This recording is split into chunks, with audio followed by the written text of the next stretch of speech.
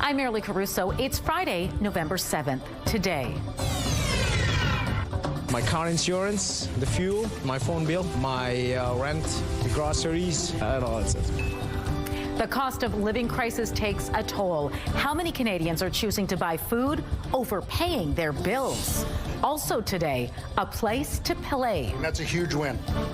A plan to revitalize a Brandon Community Center gets a financial boost. Plus, Hero in You.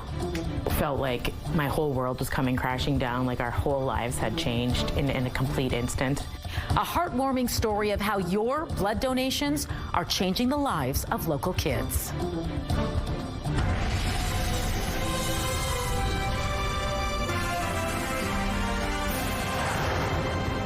Good afternoon. Thanks for joining us.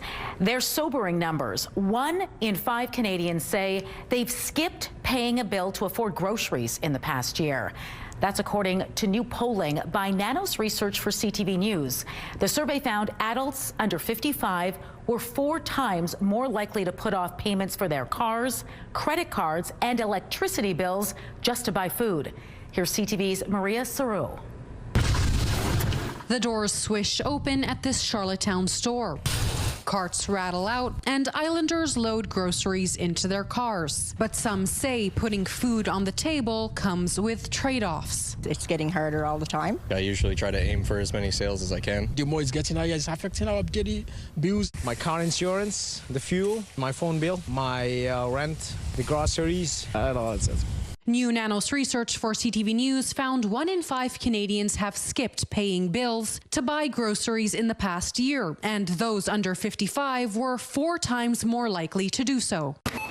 Inflation and high housing costs are major factors contributing to the generational divide, says Chief Data Scientist Nick Nanos. What's clear is that there's a significant proportion of Canadians that are facing those really tough choices. It's quite striking. I think in any other world, this would be considered an epidemic. 13% said they skipped bills sometimes or often, but a regional breakdown shows that number is highest in the Atlantic provinces at 24.2%. The data aligns with other research, says Joshua Smee with Food First NL. All 4 provinces have upwards of 25% of people being food insecure. Our unemployment rate has generally been higher than the rest of the country. There are more people struggling economically. He adds that means a higher number of people relying on social assistance or income supports. Shoppers here tell me what would really help is lower prices at grocery stores. But for now, many will keep making compromises.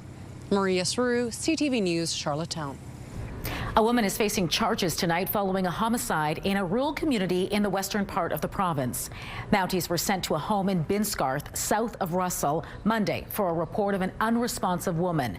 There, they found a 53-year-old woman with a life-threatening injury who died a short time later. Then on Thursday, RCMP arrested another 53-year-old woman from Binscarth and charged her with manslaughter. Investigators believe the pair were having an argument which escalated to the victim being stabbed. The investigation continues. The province says it's accelerating the revitalization of a community center and child care facility in Brandon. This is going to bring childcare and recreational and social space to a new level in this part of Brandon. But importantly, this is about a hub for a community. The province announced today it's providing an additional $1 million to the Park Community Center. The money will allow the city of Brandon to issue a request for proposals for the project. The new center is expected to accommodate 120 people with more than 60 spaces in the child care facility, which will be operated by the YMCA. And that's a huge win. It means families can access affordable, high-quality care close to their jobs, their homes, and the services that they rely on every day. The provincial government says it's now invested $9 million in the project. The city of Brandon has contributed $1.4 million. A man is facing charges after a family was terrorized during a home invasion early this morning. It happened shortly after midnight at a home in the 200 block of College Avenue, which is in the William White neighborhood. The homeowner was apparently woken up by the intruder and actually confronted the man inside. Police say the suspect then grabbed a kitchen knife and began stabbing himself. The man then allegedly cornered the homeowner before police arrived and placed him under arrest. The suspect was taken to hospital in stable condition for the self-inflicted stab wounds. A 26-year-old man now faces several charges, including break and enter with intent and breach of recognizance. Investigators believe substance use was a factor in the incident. When the Grey Cup arrives in our city this weekend, it's going to be coming in style. Members of the Royal Canadian Air Force are expected to rappel from military helicopters with the trophy in hand at the Forks Sunday. The Air Force says members of 408 Tactical Helicopter Squadron, based in Edmonton, will be making the delivery at CN Stage at 1 o'clock in the afternoon. It adds, you should expect to see helicopters in the air around the Forks on Saturday as members practice the flight. Both events are weather dependent. All right, Colleen. It all hinges on you. Is this going to happen this weekend or what? Well, listen, they're prepared for anything, of course, those guys, but it will be a little on the chilly side, not too far off the normal high for this time of year, but will remain below freezing all throughout the weekend. Will we go up above freezing? Yes, we will, but it'll take a few days. I'll show you when. Also, as one Alberta Clipper moves on out, another one is heading our way, sort of. I'll show you what I mean coming up as well. Let's take a look right now, though, first through the Bathfitter Live Eye. Bathfitter, your bath and shower experts for more than 40 years. In Winnipeg right now, a snow-free -5. Yeah, a little chilly. With the wind chill, it feels like -11. At least no snow is falling. The winds are coming out of the north-northwest at 15 kilometers an hour. The pressure is rising, and the humidity is 65%. It is Friday, and those folks in Osborne Village are just sitting there looking to get their weekend going, waiting at the light, of course. But you can see busy, but it looks like there are no issues in that part of the city. Thanks, Colleen. Have you ever imagined what it would be like to play the violin in a symphony orchestra? We're going to show you a way to feel the experience. Plus, my whole world was coming crashing down, like our whole lives had changed. A heroic story of a 7-year-old fighting a medical disorder and how you can help. A CTV special report is next. We will never forget your bravery, your strength, your sacrifice. The very best and bravest of our nation. These heroic souls stood on guard for freedom. Join the CTV News team and me as Canada comes together to remember.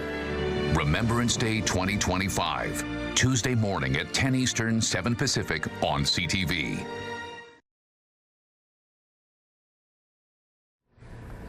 Canada's economy added 67,000 jobs last month, which surpassed economists.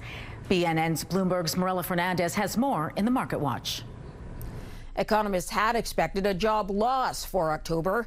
The gain was big enough to push down Canada's unemployment rate. It now sits at 6.9%.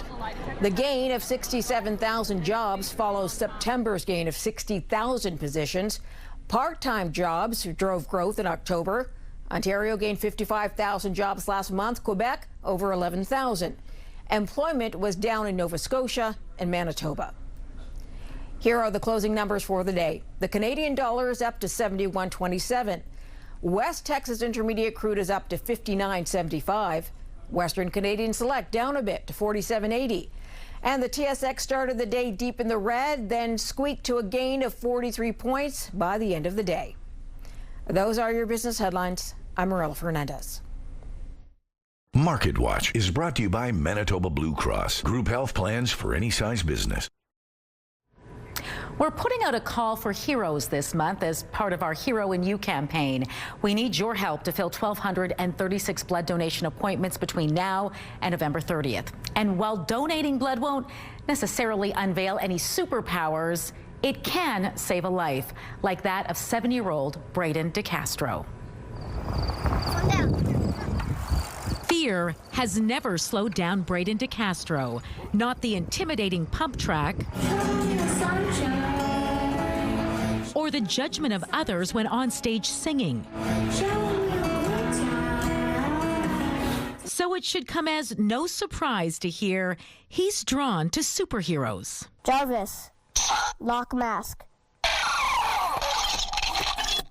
But this 7-year-old really is a superhero. And for the past 4 months, he's been fighting an evil villain, severe aplastic anemia. I had like a medicine called chemo that went all the way down, and it made my hair fall out. In June, doctors discovered his bone marrow wasn't producing enough blood cells, putting him at risk for severe infection, excessive bleeding, even heart failure. But Braden wasn't scared. Instead, like his favorite superheroes, Braden put on his cape and faced his fight head on. See you later, buddy. His new super identity, Bray the Brave. With Spider-Man and Iron Man at his side, Bray was isolated in hospital.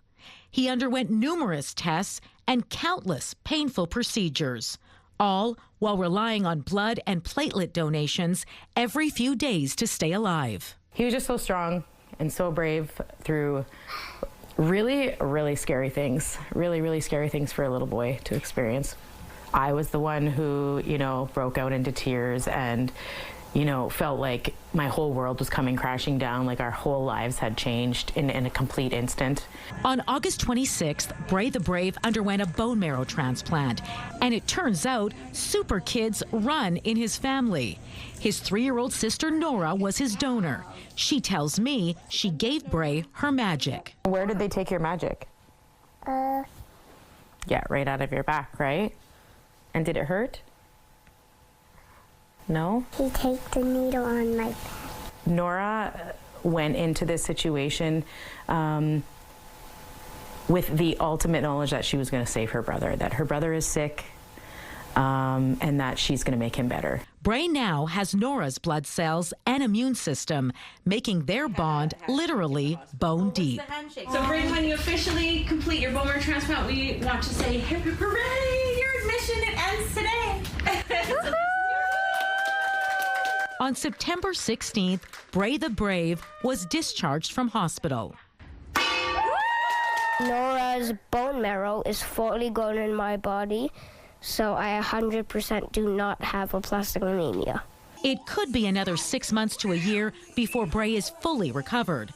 So like all good superheroes, he can't let his guard down and will have to be vigilant against the threat of infection.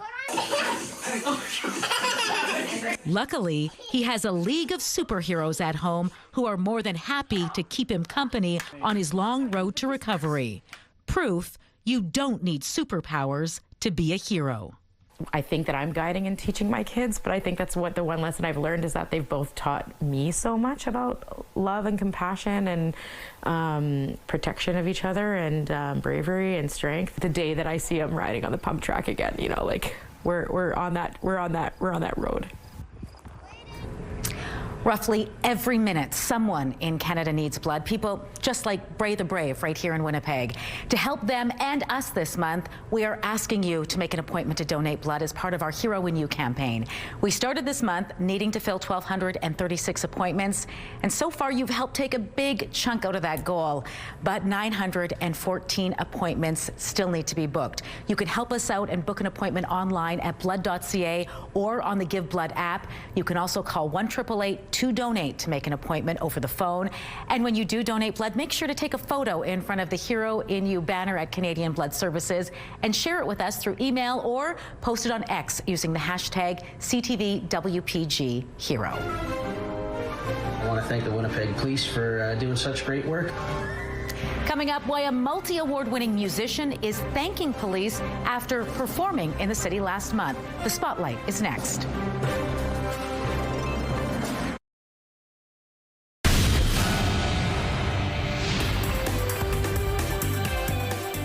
Spotlight, sponsored by the Casinos of Winnipeg, presenting Absolute Britney, a tribute to Britney Spears. Colleen Brady is back now for Spotlight. And if you miss getting tickets to see Lauryn Hill later this month, you're in luck. You are. You get a second show, which has just been added. Hill's Artist in Residence Tour was originally set to hit the Burton Cummings Theatre stage on November 19th at 9 p.m. But due to high demand, no surprise there, a second show has now been added for 6 p.m. Tickets for both shows are now on sale at MissLaurynHill.com. A unique experience is returning to Centennial Concert Hall. That's right, Marilee, and it places audience members at the center of performances. The Winnipeg Symphony Orchestra is bringing back From the Inside Out. The event places audience members on stage surrounded by musicians, so you can see for yourself what it's like to be in an orchestra with the musicians' silent communication and subtle shifts. It runs from January 13th to 15th. Tickets are available at the WSO's box office. All right, now to an amazing update. Yes. We are very happy to be able to share with you because a musician's stolen bike we talked about on this newscast has actually been recovered in Winnipeg. It sure has, and he's thanking police for their help. It's very exciting news. I never thought I'd see it again. Blue Rodeo guitarist Jim Boskill says his folding bike was stolen last month while visiting the Forks. The Juno award-winning band was in the city for a trio of shows at the Burton Cummings Theatre. Now get this, police saw the bike being ridden in the city but say the rider was unaware the bike he recently bought was stolen. Boskill says a friend has picked it up and hopes to reunite him with his bike soon. Oh, I'm so glad. Yeah, it's a good news story. It sure is. Thanks, Colleen. You're welcome. Your primetime lineup starts at 7 with Celebrity Wheel of Fortune. At 8, it's Special Forces World's Toughest Test. Catch Boston Blue at 9, and Happy's Place is on at 10. It's all right here tonight on CTV. All right, it's Friday, and you can see a lot of folks trying to make their way into South Winnipeg along the southbound span of the St. James Bridge. Very busy. Folks lining up to get onto Kenaston. Smoother sailing for folks headed northbound. I will have your chilly weekend forecast coming right up.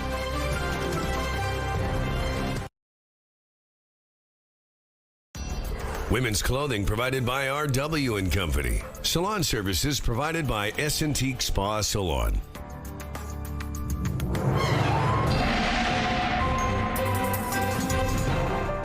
CTV Skywatch weather brought to you by South Beach Casino and Resort. Visit southbeachcasino.ca. Well, 24 hours ago, it was raining over Winnipeg, and it was about to flip over to snow as we moved into that 6 o'clock hour.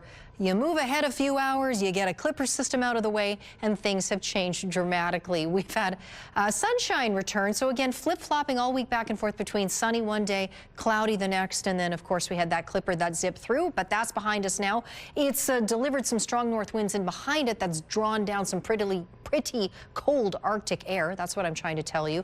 So temperatures have remained below freezing today across southern Manitoba, as they have in northwestern Ontario, where you can see conditions are a lot clearer. But as one clipper zipper, I cannot speak, it's Friday. As one clipper zips on out, well, why don't I just show you instead? Another one is on its way in. Now, will this reach Manitoba? Well, not as many places as it did last night, or the clipper that went through beforehand.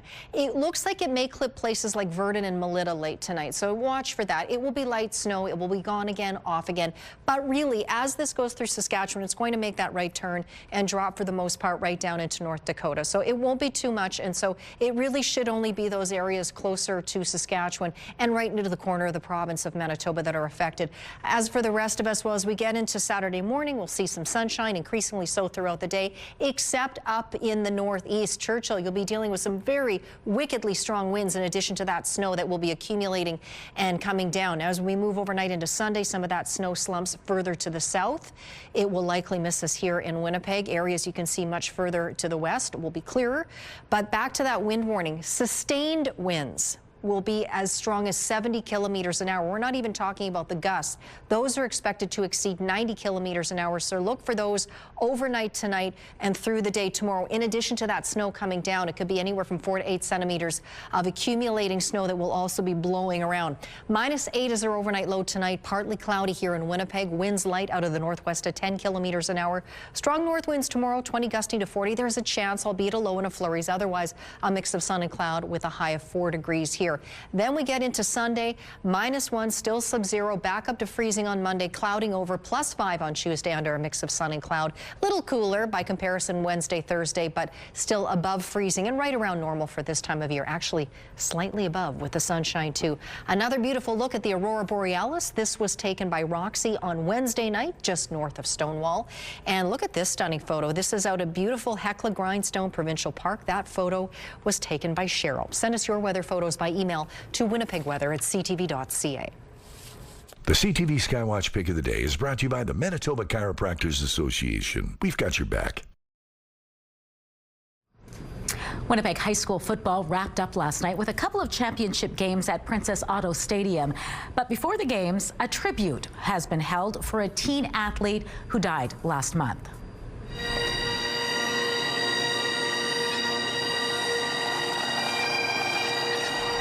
"17-year-old Darius Hartshorn sustained a neck injury during a football game in early October. He died October 29th. The league said all players in the Anavets Cup would be wearing a number 57 sticker on their helmets. And next season, every football player will as well.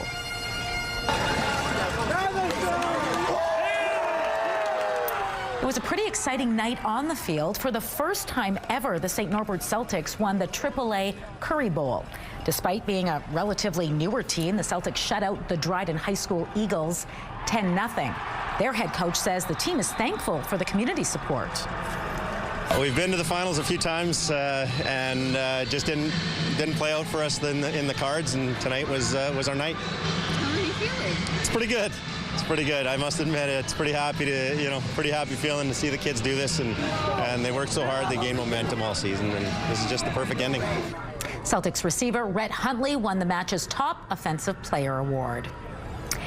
The Oak Park Raiders and Dakota Lancers went head-to-head for the Anavets Cup. The Lancers were trying to win 3 championships in a row, but after a very close match, the Raiders won this one 22-17. Oaks Park's head coach says he expected this match would have raised people's blood pressure. I'm feeling fantastic. It's been a heck of a year.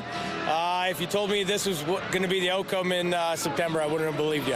And ecstatic. It's been a huge process throughout this entire season, and there's been so many ups and downs throughout the game, but we didn't waver, and that's exactly why we came out top and ended this three-peat. Congratulations Absolutely. to all the teams. What a memorable night. They get to play in Princess Auto Stadium and do it in this first snowfall of the year. There you go. You got it done. It's an experience. Absolutely. All right, that does it for us this hour, but don't go far. We'll be back at 6 with more local news. Hope to see you then.